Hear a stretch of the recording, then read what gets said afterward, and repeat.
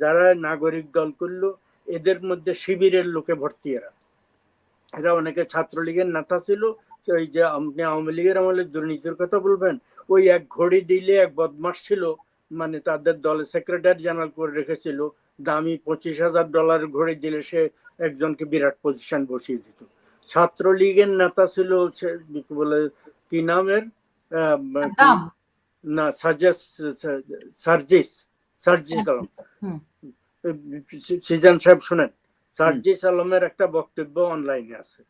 সে বঙ্গবন্ধুর জন্মশতবার্ষিকীতে বলছে, বাঙালি জাতির মহাকাব্য বলাকা নয়, বাঙালি জাতির মহাকাব্য গীতাঞ্জলি নয়, বাঙালি জাতির মহাকাব্য বঙ্গবন্ধু শেখ মুজিবুর রহমানের 7ই মার্চের ভাষণ।